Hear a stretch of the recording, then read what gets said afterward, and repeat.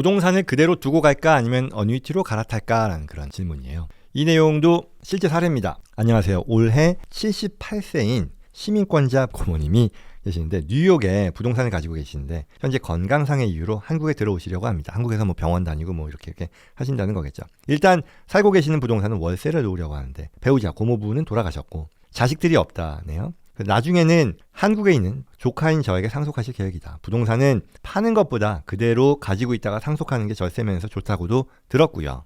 그런데 고모님께서 다른 소득이 없는데 앞으로 병원비 나오는 것도 걱정이고 또 멀리서 이제 한국에 왔다 갔다 하고 그러시면 이제 노인이신데 임대부동산을 직접 관리하는 것도 부담이라 그보다는 부동산을 매각하고 좀 안정적인 소득이 나오는 어뉴이티에 투자하는 게 좋겠다라는 의견도 있는데요. 어떻게 하면 좋을까요? 라는 질문이에요. 정리하면 연로하신 고모님이 이제 병원도 다니고 뭐 내 언어 뭐 등등등 해서 한국에 가서 계시려는 생각이다. 그리고 자산은 현재 거주하고 있는 부동산 꽤 상당 기간을 보유하고 계셨으리라고 보고 그래서 파는 것보다 상속하는 게 절세면서 좋다라고 생각한 이유는 아마 상속을 하면 이걸 상속받는 분들이 이 스텝업 베이시스라고 하죠. 뭐 이걸 오늘 다 말씀드릴 수는 없고 예전에 많이 말씀드렸던 건데 이분이 그동안 가치가 올라간 부분들이 양도세 내지 않고 자손들이 이 상속을 받는 사람들이 팔 때 마켓 밸류로 업 돼서 나중에 양도세 자손들이 내지 않아도 되는 혜택이거든요. 굉장히 큰 혜택인데 아무튼 그런 것들을 감안해서 월세 수입도 내고 그냥 쭉 가져가는 거 아니겠느냐. 이분은 그나저나 실제 케이스라서요. 트러스트에 대한 관심도 있었어요. 나중에 혹여라도 트러스트 없이 부동산 갖고 있을 때 돌아가시면 프로베이트 할 수 있으니까 그거 피하기 위해서 트러스트로 부동산을 계속 가져가는 게 어떻겠냐라는 그게 첫 번째고 근데 반면에 또 이 병원비도 다른 재산이 없으시니까요. 부동산 임대소득만으로 병원비 부담하는 거 쉽지 않을 수 있고요. 걱정이고 부동산을 관리하는 것 자체도 노인이 직접 하시는 것도 어렵고 또 매니지먼트 컴퍼니를 쓰자니 뭐 그럴 만한 사이즈는 아닐 수도 있잖아요. 그리고 그냥 그거 자체가 번거로운 거죠. 그래서 이거를 따박따박 소득이 나오는 금융상품에 투자하는 게 낫지 않겠냐라는 이런 건데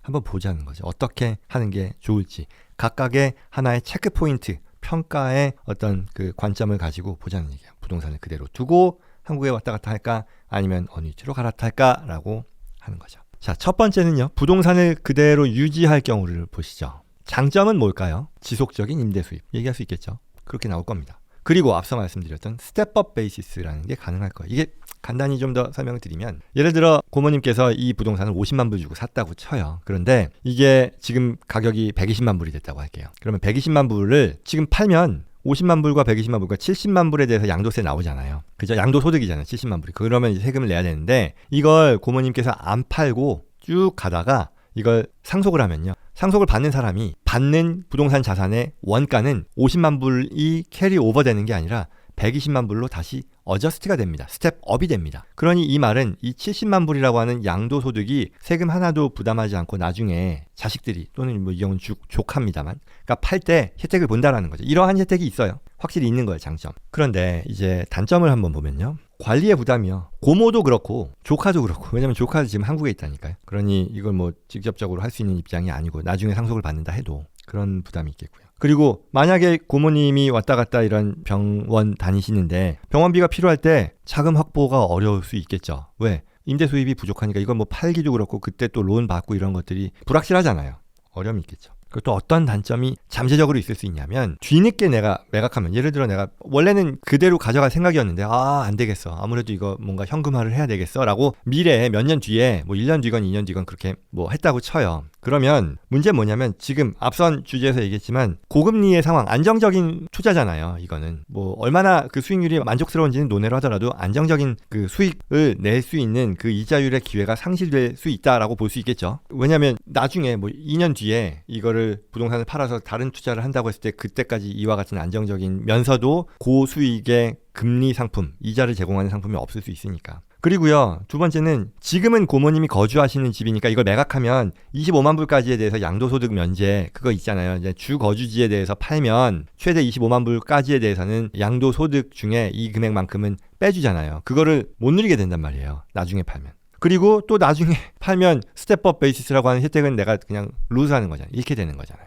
그죠? 그러니까 이게 단점으로 걱정이 되는 거예요. 그런데 만약에 어뉴이티로 갈아타게 되면 어떻게 될까요? 장점은요. 장단점이 바뀌는 거라고 봐야겠죠. 관리 부담 없는 거잖아요. 고모도 그렇고 조카도 그렇고. 그리고 병원비가 필요할 때 자금 확보 가능하다. 이거는 어뉴이티라는 상품은 애초에 매년 10%까지에 대해서는 페널티 없이 꺼내 쓸 수 있고, 그리고 내가 어떤 심각한 병으로 인해 꺼내 쓸 수 있는 그런 특약 같은 게 있어요. 뭐 상품에 따라 다르지만 대개의 경우 있습니다. 특히 이제 연로하신 고모님의 경우는 그런 자격이 해당이 되겠죠. 그러면 자금 확보도 가능하다라는 거고요. 그리고 미리 매각을 하면 얻을 수 있는 이익이라는 것은 뭐 어뉴이티를 한 경우에 뭐 CD가 됐건 뭐 어찌 됐건 금리 상품으로 안정적으로 지금 현재 높은 이자를 확보할 수 있다라는 것이고요.